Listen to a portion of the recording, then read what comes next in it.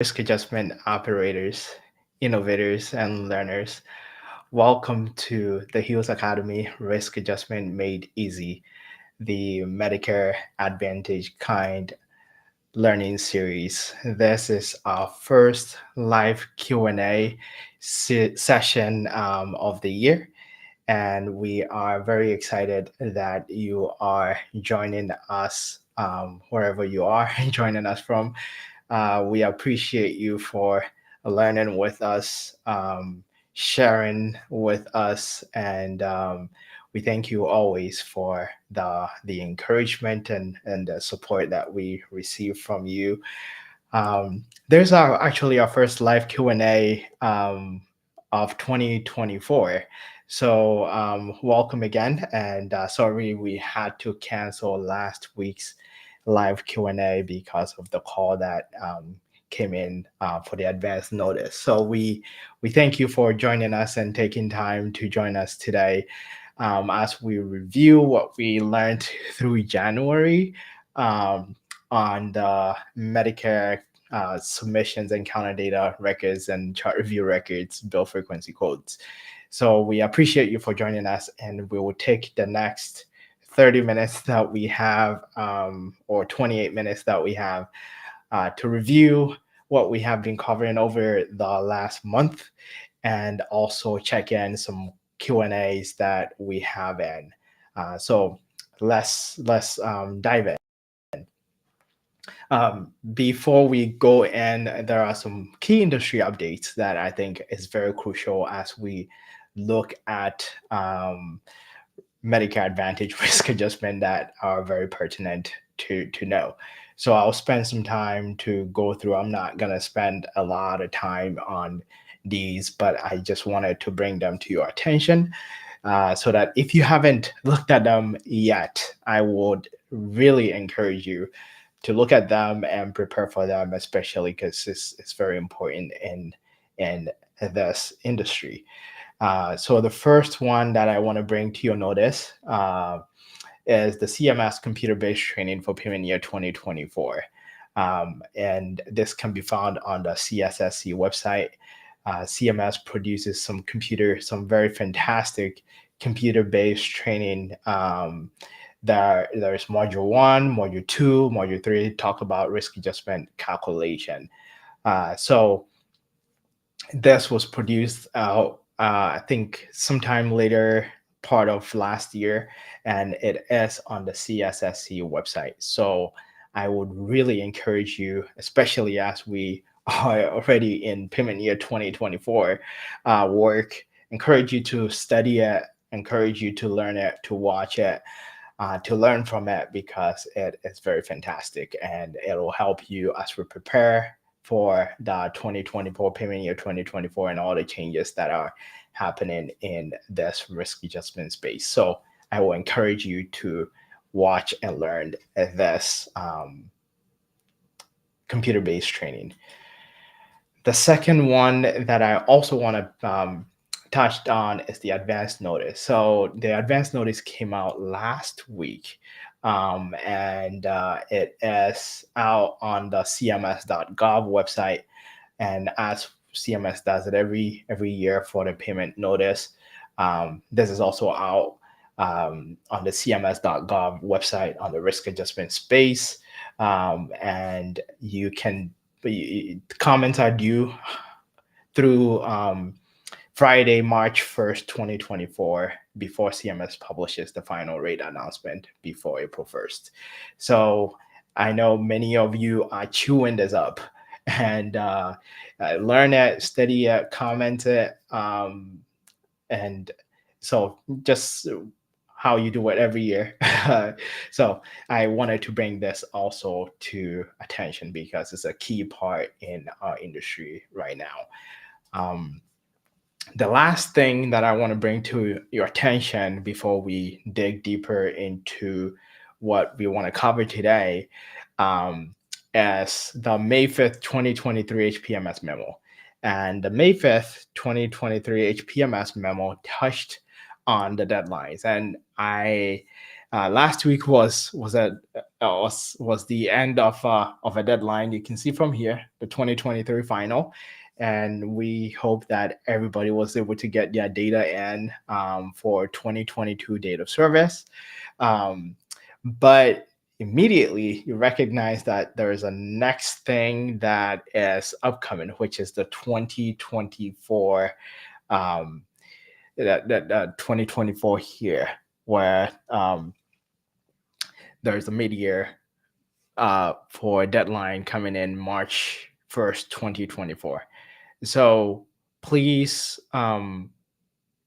be on the lookout for that, and make sure that you get your data in, and data that is needed to make it through our, and let me erase something here so that the data that needs to get in, um, are um, the January 1, 2023 through 12/31/2023 that are used for that media calculation. So immediately 1 year is done, one deadline is done, the next deadline follows. But you want to make sure that you have your data and for 2023 date of service. 2023 date of service. You want to get it in so that you get your mid-year payments, and that help you as you prioritize some work, some programs for your Medicare beneficiaries as well. So I wanted to also bring that in, and you can go in and get in that in as quickly as possible, because then another deadline will come in September. So it doesn't seems like there's always there's ever a quiet time in the space, but that is what makes this exciting. So I wanted to bring these things to your note to your notice if you are not you haven't already seen them, so that you can pay attention to them as the days move ahead. So we'll go through today's live Q&A submission frequencies, and the corresponding cheat sheet. As if you've watched all the videos or some of the videos for last month, the corresponding cheat sheet that goes with this is the Medicare Advantage Risk Adjustment Basics 4, which submissions. And you can always download that for free on the Heals Academy website, www.thehealsacademy, HEALS.com, and you go to resources, and I can navigate through it as I end, and you can download your free corresponding resource with it. But we are going to use the resource as well as we go through today's.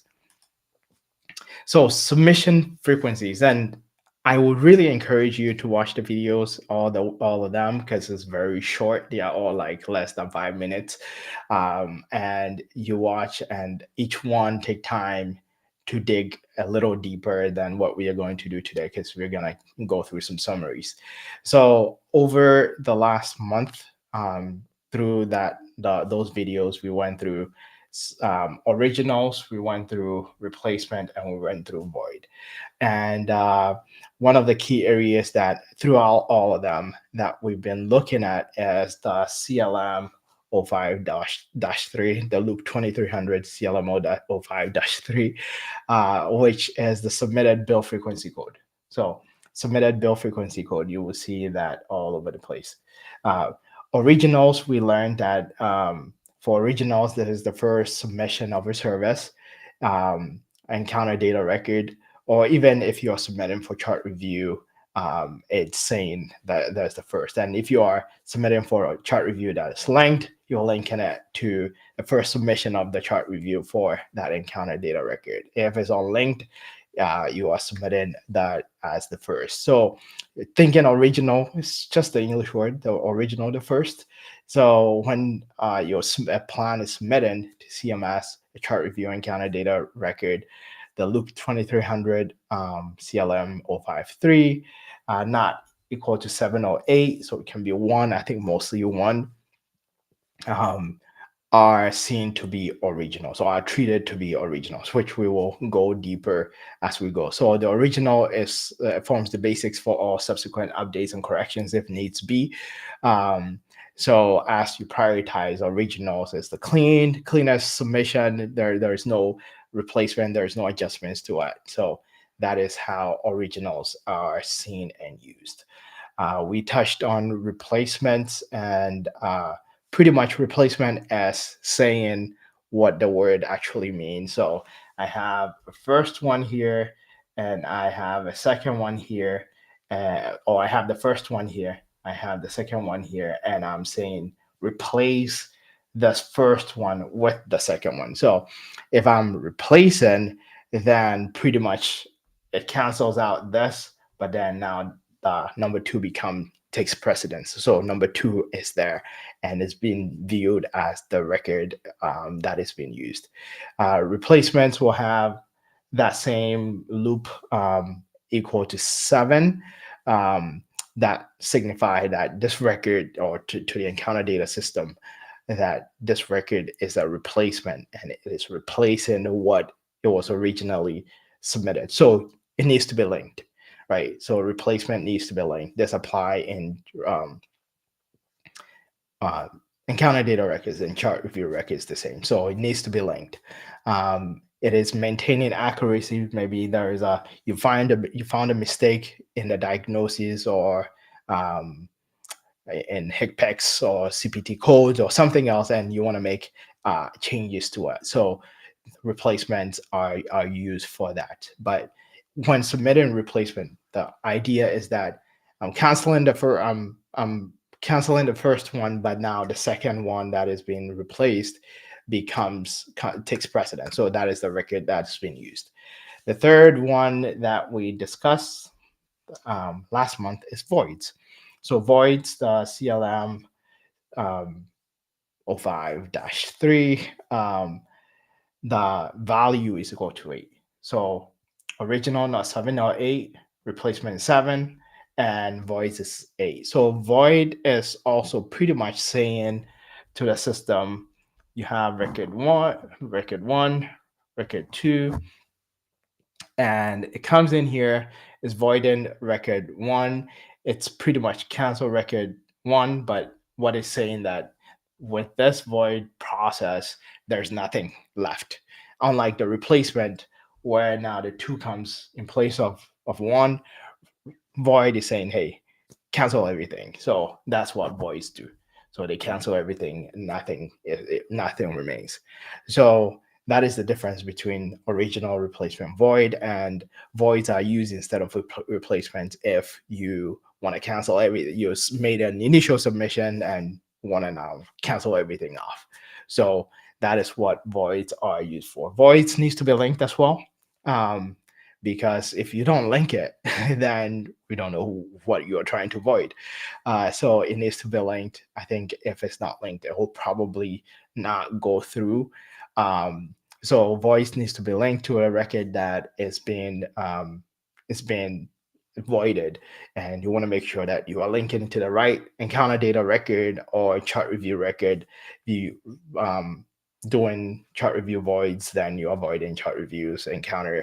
You're avoiding encounter data records. So those are the 3 key areas of submission, right? Original, there's the first one.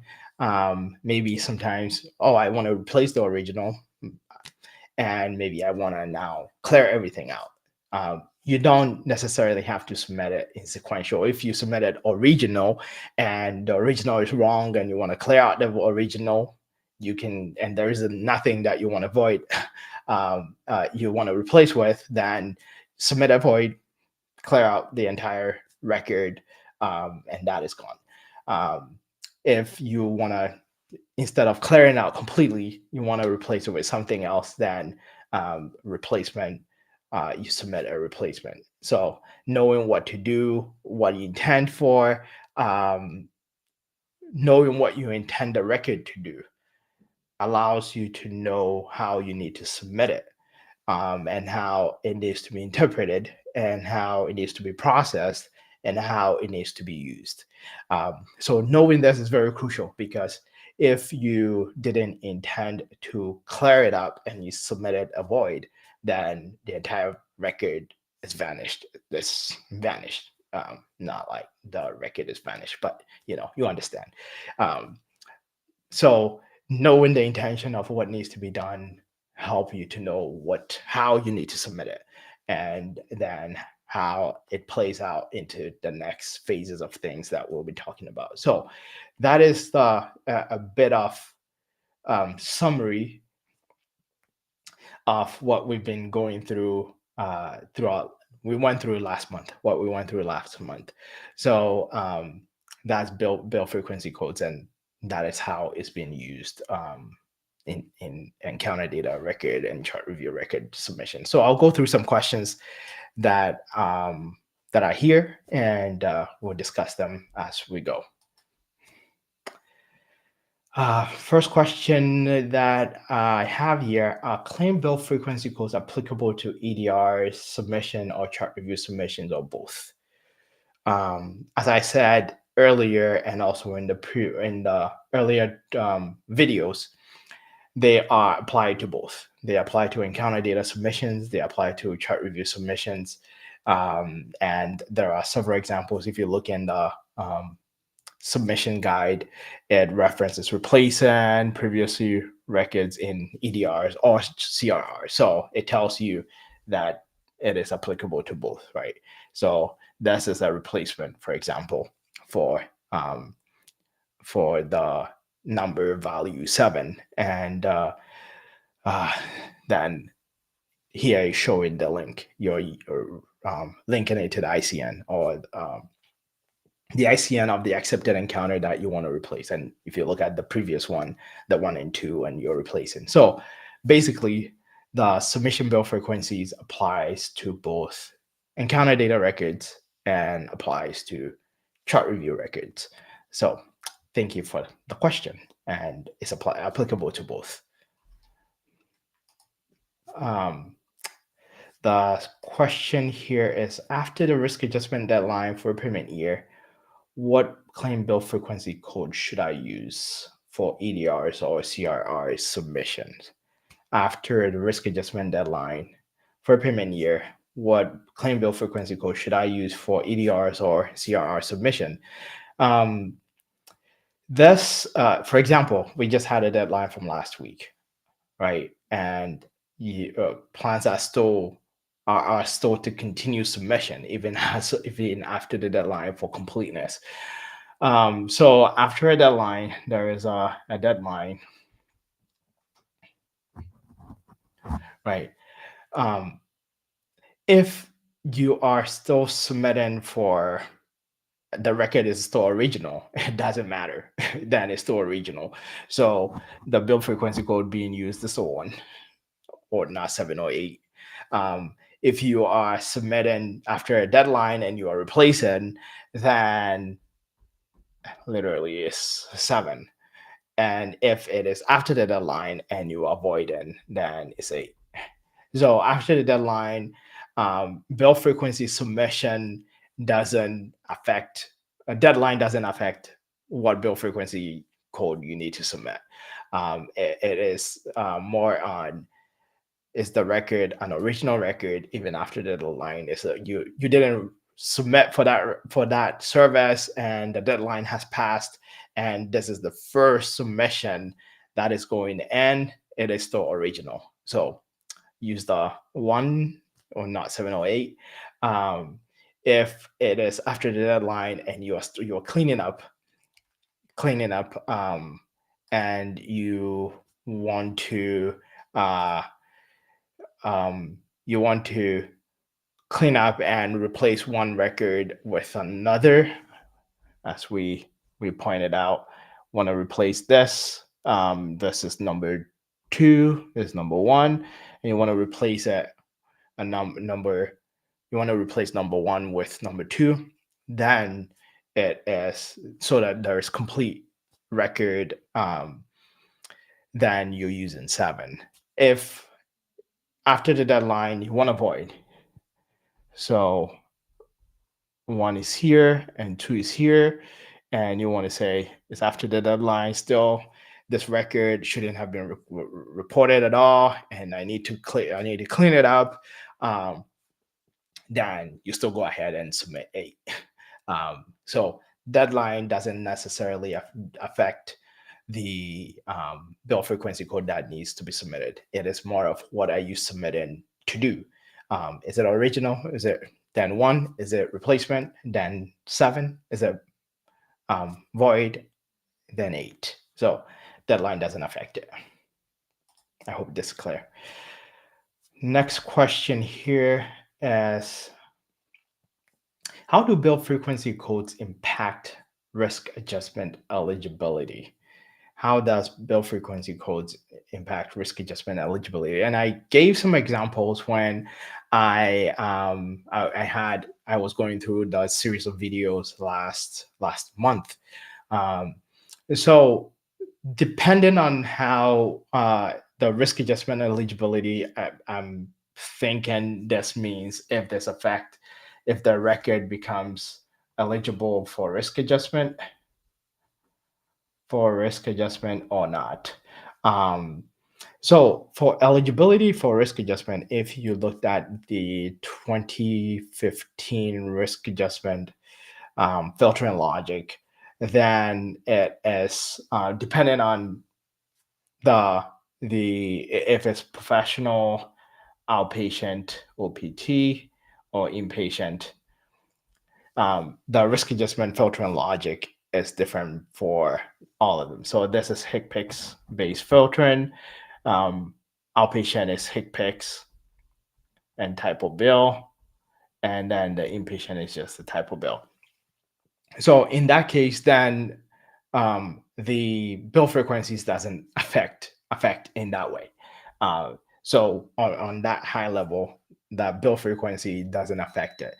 Nonetheless, where I want to point out is, although this will pass for this apply pass for filtering, which is was it allowed, disallowed for risk adjustment, but in terms of diagnosis accounting, if you're accounting for the diagnosis, accounting for the record, then definitely the bill frequency codes will affect it, right? So identifying a diagnosis that actually makes it to the model input process is a combo of the risk adjustment eligibility. Was it allowed or disallowed? And was the diagnosis add or was the diagnosis deleted? So if you have a better understanding of that, which I can spend some time on going through, but probably not today, understanding this, how both of them work together affect how the submission has it. So for example, if I had a record, and I'll go back here, I had a record that is allowed. So it passed. So let's say it's a professional record and it has the right CPT code and then it's allowed. But if it is submitted with bill frequency code 1, then it's original, right? That is how this is now going to affect it. Now, if it's original and it passes, it's allowed, it passed the risk adjustment eligibility process, so it's allowed, and the diagnoses are added, and you can look at this up on the MEO4 user guide. If it's added and it's allowed, then now this combination make it to the risk adjustment process, risk adjustment modeling process, right? So it passed, but just imagine that you had, there was another record that came in to void this, right? Bill frequency 8, it came to void this record. Although the diagnoses were eligible for the record passed, the original record passed the risk adjustment eligibility, because the bill frequency 8 voided the record. Now all the diagnoses are now on delete status. So if they are deleted, now it doesn't make it to the risk adjustment process. So that is how the bill frequency codes affect risk adjustment.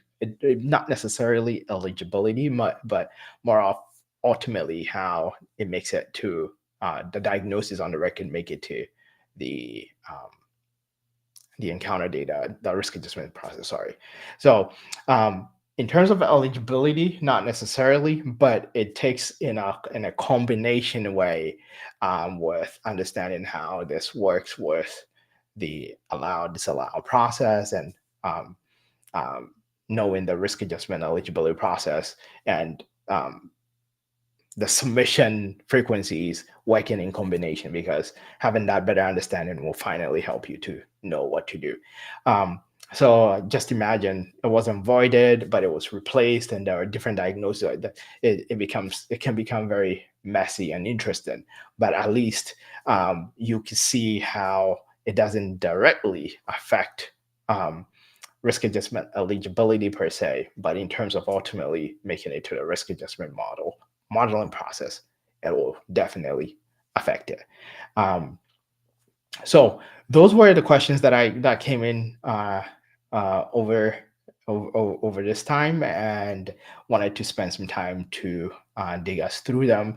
And I also want to encourage you all, like, the videos are online, so if this was helpful to you, I'll encourage you to like, to share, to subscribe to the Heals Academy. And I will go to our website that I to the resource are here, to the healsacademy.com. You go to our resources and you can download your copy here with submission. And also we have a signature gift for you. It is From Chaos to Clarity, the Essential Medicare Advantage Risk Adjustment Data Sources Comparison Cheat Sheet. You can download your copy here. And I also encourage you to join our mailing list that you may not so that you are kept in the loop of things that are going on and you don't miss anything. The mailing list is here. So if you click on it, you should get into a mailing list, and you don't miss anything. So thank you so much for joining us today, and we hope that the understanding the risk adjustment bill frequency codes will make your work more efficient, make your submission more clear, and you're able to get the right data in at the right time to execute. So thank you so much, and I appreciate you for your time, and continue to like, to share, to reach out at info at thehealsacademy.com with any topics that you may be interested in as we go through 2024, or anything that you need clarity on, or even if you need some guidance and some clarity on your submission process, or understanding these resources and navigating through them, I am here to be of support. So um, reach out, and I appreciate all the outreach that I get. So thank you so much, and you all have a wonderful evening and a good rest of your week. I'll catch you same time next week with a new video as we enter a new series. Thank you again, and have a good one. Bye bye.